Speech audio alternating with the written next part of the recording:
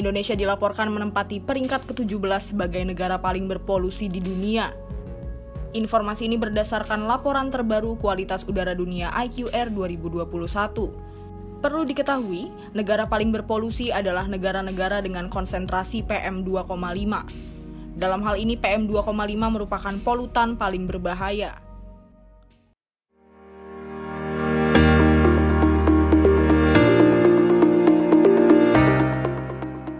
Halo semua, hari ini saya akan mempresentasikan hasil penelitian saya dengan judul Pengaruh Osilasi Madden-Julian terhadap Variabilitas Konsentrasi Partikulat Matter 25 di Benua Maritim Indonesia dengan saya sendiri, Deta Ewila, BR Sinuraya, dengan NIM 128180115, dengan pembimbing Ibu Rahmi Fitriani MSI dan Bapak Faiz Roman Fajari MSI. Yang pertama mengenai pendahuluan, latar belakang dari penelitian ini adalah laporan kualitas udara dunia yang menunjukkan bahwa Indonesia menempati peringkat ke-17 dari 112 negara dengan cemaran PM25 tertinggi di dunia, di mana PM25 ini sangat berbahaya bagi kesehatan.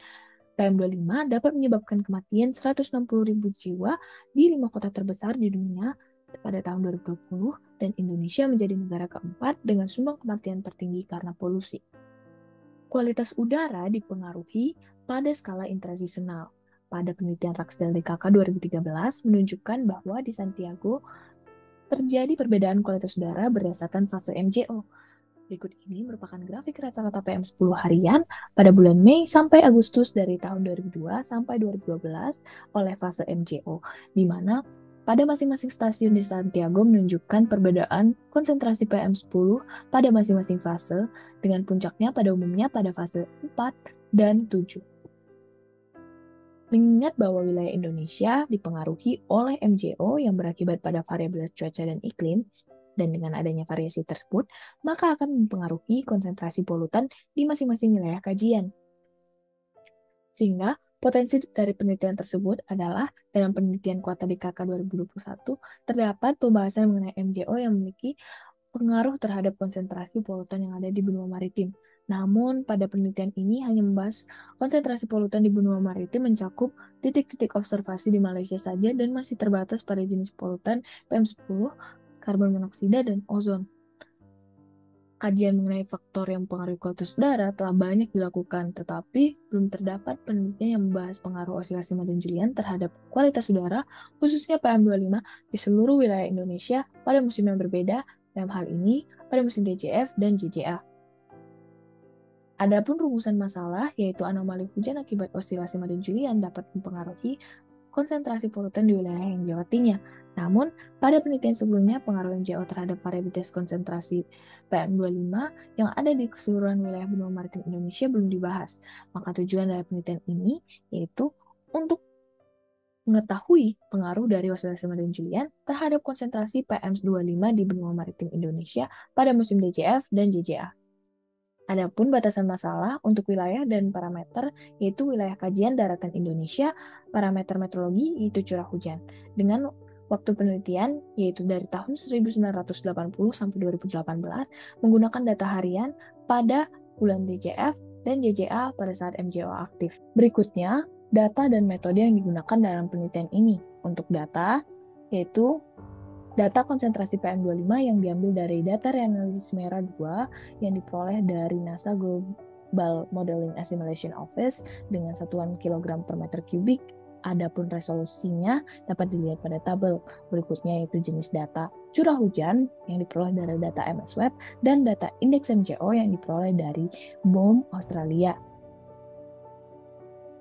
Berikutnya, metode yang digunakan dalam penelitian ini, yang pertama akan dilakukan proses studi literatur, penentuan daerah kajian dan waktu kajian sehingga diperoleh wilayah dan waktu kajian, lalu akan diproses pengumpulan data sehingga diperoleh 3 komponen data, yaitu indeks RMM, data reanalisis MERA 2, dan data curah hujan, di mana data reanalisis MERA 2 ini menghasilkan 5 komponen untuk perhitungan konsentrasi PM25. 5 komponen ini akan diproses untuk menghasilkan konsentrasi PM25, lalu data konsentrasi PM25 dan data curah hujan akan difilter dengan menggunakan bandpass filter. Secara detail akan dijelaskan di slide selanjutnya. Lalu hasil data filtering akan di-bin dengan hasil identifikasi MJO, di mana MJO akan digunakan MJO aktif dengan indikasi MJO aktif, yaitu amplitudo besar dari 1. Data hasil bin ini akan diproses untuk diplot datanya berdasarkan hasil komposit rata-rata. Data plot data tersebut akan diproses untuk dianalisis PM25 dan curah hujannya, sehingga diperoleh kesimpulan dan selesai. Secara detail, untuk perhitungan konsentrasi PM25 dapat dilihat dalam rumus tersebut dengan menggunakan 5 komponen utama, yaitu SO4, organic carbon, black carbon, dust, dan sea salt, menurut NAFI-nya di KK 2020. Lalu akan dilakukan preliminary work untuk 2 komponen, yaitu curah hujan dan konsentrasi PM25, di mana akan dilakukan penghapusan sinyal-sinyal 3 harmonik pertama dari siklus tahunan. Lalu akan dilakukan bandpass filter dengan cut-off 20-70 harian untuk menghilangkan faktor di luar Madden-Julian oscillation. Lalu akan dilakukan analisis komposit dan korelasi untuk mengetahui pengaruh MJO dan interaksinya terhadap kondisi hujan dan PM25 pada musim DJF dan JJA di daratan Indonesia. Akan dilakukan pula student t-test atau untuk mengetes signifikansi statistik untuk melihat nilai anomalinya. Dari proses data tersebut akan diperoleh hasil dan pembahasan. Yang pertama, mengenai klimatologi particulate matter 25 tahun 1980 sampai 2018 pada musim DJF dan JJA, menunjukkan bahwa konsentrasi rata-rata PM25 lebih tinggi pada bulan JJA dibandingkan pada bulan JJF, di mana konsentrasi tertinggi umumnya terjadi pada wilayah Sumatera dan Kalimantan yang ditunjukkan oleh kotak merah dengan konsentrasi melebihi 35 mikrogram per meter kubik. Lalu,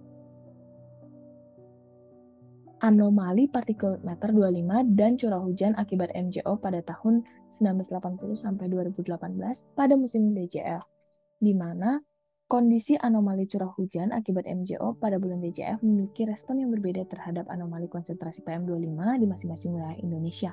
Misalnya, dapat dilihat pada gambar, pada musim DJF menunjukkan konsentrasi polutan memiliki anomali positif pada fase 7 dan negatif pada fase 4 di sebagian besar wilayah Indonesia.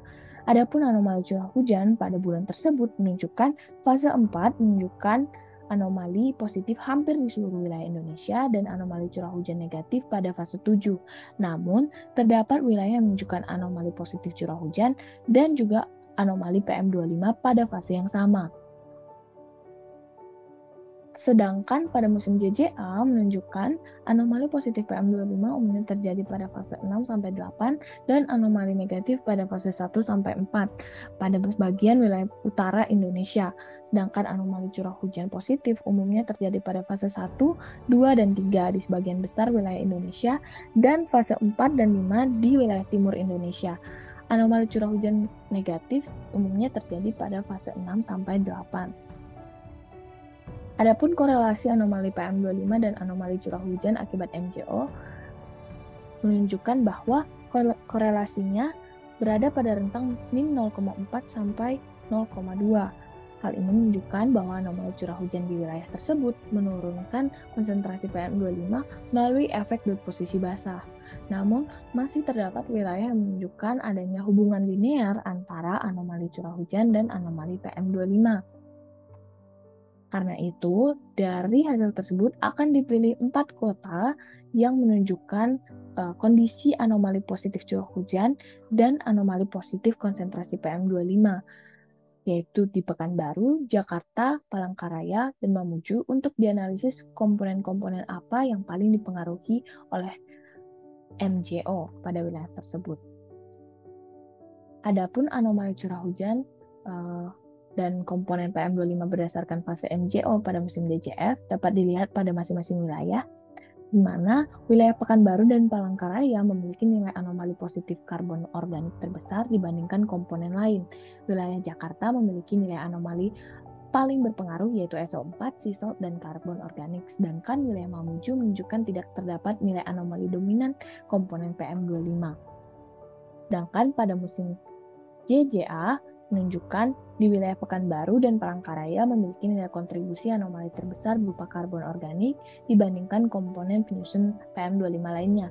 Wilayah Jakarta menunjukkan nilai anomali sea salt memiliki nilai terbesar dibandingkan anomali komponen lainnya, sedangkan wilayah Mamuju menunjukkan terdapat pada fase tertentu karbon organik memiliki nilai terbesar, namun sama seperti bulan DJF, tidak ada komponen yang dominan.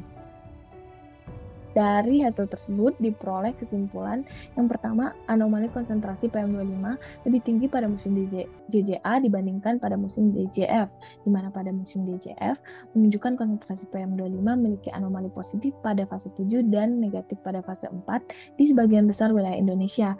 Pada musim JJA menunjukkan anomali positif terjadi pada fase 6, 7, dan 8, dan anomali negatif pada fase 1-4 pada sebagian besar wilayah utara Indonesia.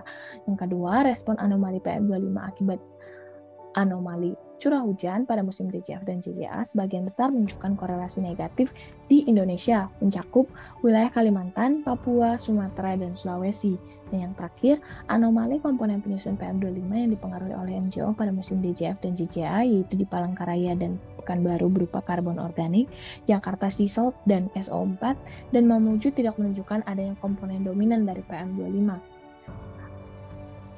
Karena itu, saran yang diberikan untuk penelitian ini yaitu dalam penelitian selanjutnya diharapkan dapat menganalisis pengaruh MJO terhadap polutan pada musim peralihan MAM dan SON, dan selain itu diharapkan penelitian selanjutnya dapat menggunakan metode serta variabel meteorologi yang lain.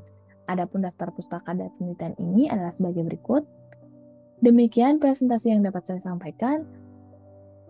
Lebih kurangnya mohon maaf. Terima kasih banyak.